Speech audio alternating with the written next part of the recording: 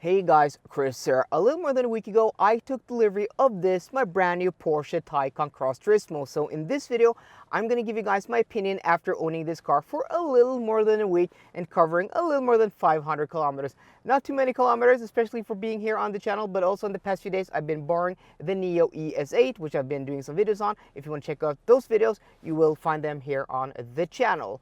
And also to give you guys some perspective for you guys who are new here, I'm Kris. I've had 3 EVs in the past year. This is my 3rd EV. It all started 1.5 years ago with my Audi e-tron 55, and then about 6 months ago I took delivery of an Audi e-tron GT, and then last week I took delivery of this. So this is my 3rd EV in 1.5 years, so I do have some experience with EVs now and owning them.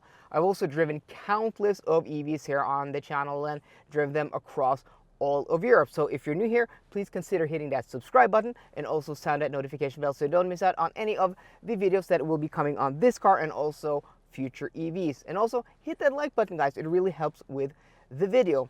So that is a little bit of the background about me, and this being the Taycan Cross Turismo.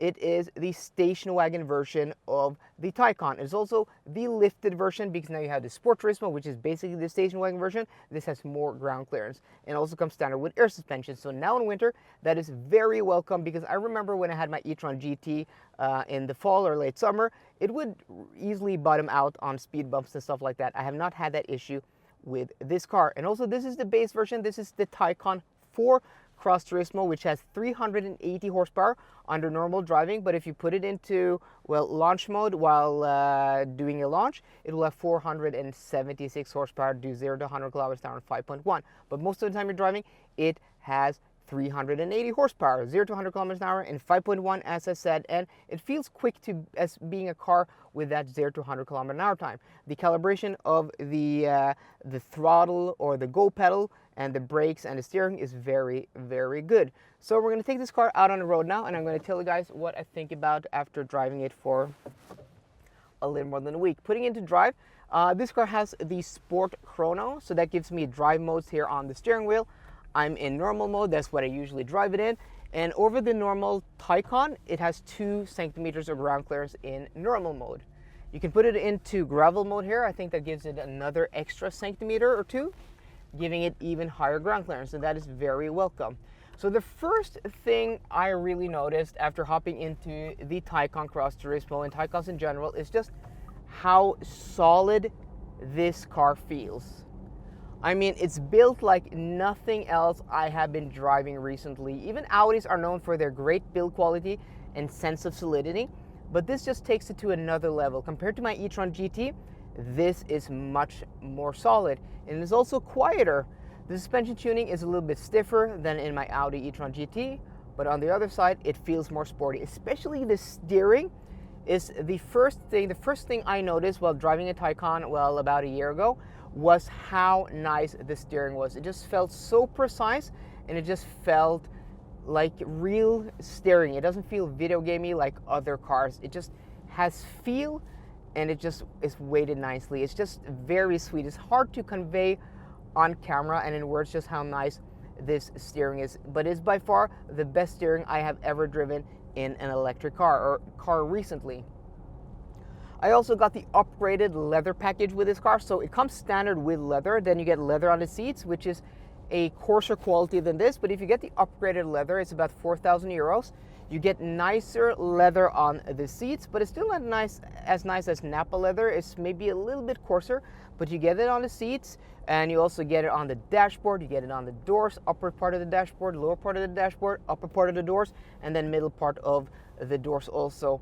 And then you also get it on this airbag steering wheel cover, or the steering wheel airbag cover, which just makes the interior just feel super luxurious. And what I like about the interior here in the Taycan is that it looks Porsche. It's very simple in the design language. Not a lot of things are happening, but it has these big surfaces that are covered in leather. It kind of reminds me like a Range Rover, where it's a little bit minimalistic, but it's just so nice put together. Not a lot of things are happening, and there's not a lot of gloss back plastic. You have it here on the dashboard and then here. Nothing in the center console, nothing on the doors, and something that would drive me crazy with my e-tron GT was the glossy black plastic on the center console. It would just get dirty, full of fingerprints, it was just not a nice, yeah, interior trim to live with. And there's another Taycan Cross Turismo in crayon. I've seen quite a few of them today here in Oslo. It is a popular car. So out on the road over speed bumps and also on this coarse pavement here, this is a very bad road. This car just feels so solid. I mean, another Cross Turismo. The chassis is so stiff, giving the suspension well enough stiffness in the chassis to work with. It's the dampening and everything is just so well sought out. I mean, this is a very good riding car, and even if it's stiffer than my e-tron GT, or the e-tron GT I don't have that car anymore.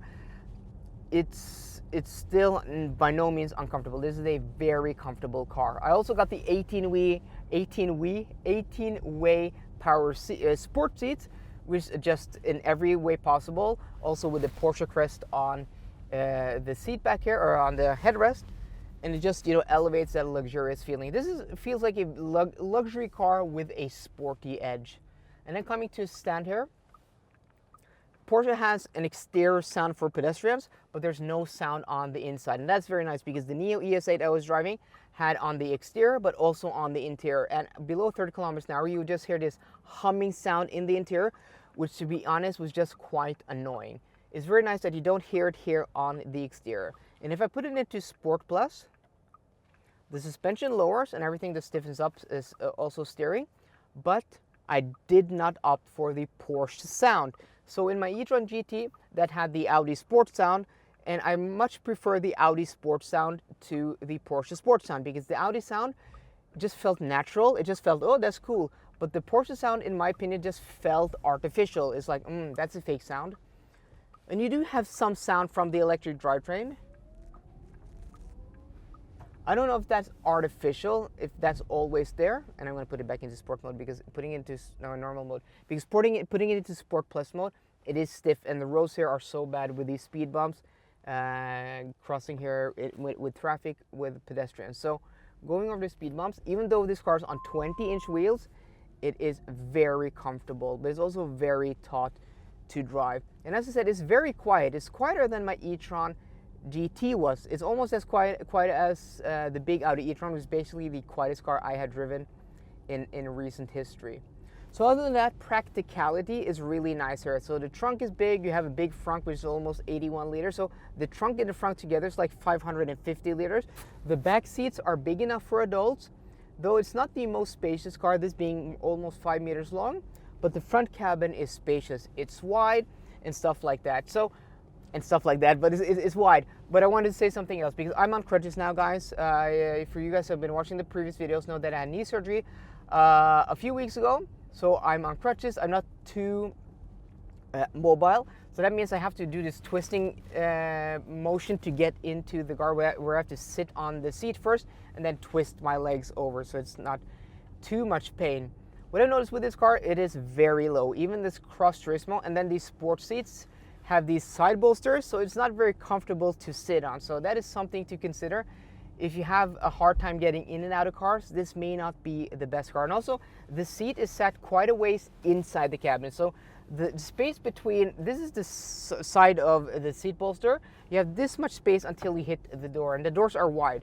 So, and then you have also the Cross Turismo having these side skirts, which, these off-road side skirts. So you have actually quite a big gap till you sit in the seat. It's not the easiest car to get into also. And also the steering wheel is low, the cabin is low, the dashboard is low, which is really nice for outward visibility. And sitting here, I can see the front fender. It feels like I'm driving a Porsche 911. It's really cool. But that also means turning your legs in to get in the cabin is not too big. You have this big protruding part of the dashboard, which is actually nice for me because I can lean on it while getting in and out. But if you have longer legs, you're maybe gonna hit this. So friends of mine who are really tall, they tend to hit this with their legs driving a Porsche or Porsche Taycan Cross Turismo. And talking about long people, one of my best friends, he's over 2 meters tall. I don't know what that is in feet and inches, like 6'5" or 6'6". He's really tall, and he won't actually fit in this car because his knees hits the dashboard. He has really long legs. So Overall, there's a lot of things I do like about this car. The steering wheel, hard buttons. I mean, everything feels so quality. The window switches just feels next level. The buttons on the steering wheel, all these buttons you push, it just feels, yeah, it just feels awesome. The scroll wheel here for the volume and the menus, and also this 16 or almost 17-inch wraparound driver display screen is awesome. Porsche infotainment system, not the best. Audi is much better there, but it's not bad. Once you get used to it, it's okay. And also having the screen down here for climate control, again, it's not as good as Audi with the Audi e-tron 55, but it's okay. It's not a deal breaker, and it's not bad, it's just okay. But what I do like is the screen here and also the hard buttons. The shifter here, I'm not a big fan of. It's in the dashboard. I much preferred it in my e-tron GT where it was here on the center console. But once you get used to it, it is fine. Are there other things I want to talk about? I got also the optional panoramic sunroof, and I'm really glad for that because I got the black leather interior, which is dark in winter, so letting in more light is really nice. So black roof, black seats. So to do some contrasting against all of these black details, I chose crayon seat belts, as you guys can see, just to give it a little bit of pop, and also the white chrono clock. So, I mean, that is my first impressions the first week owning this car, and I've been thinking about, is this car too slow? But it's fine. Maybe if you live in Germany, this only has a top speed of 220 kilometers an hour, but it has that dual transmission, two-speed transmission.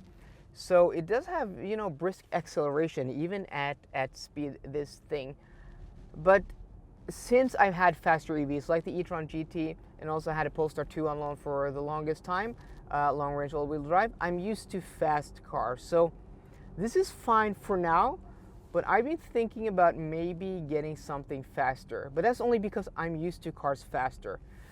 I have to wait until I take this car on a long trip through Norway and also Europe if I think the power is enough.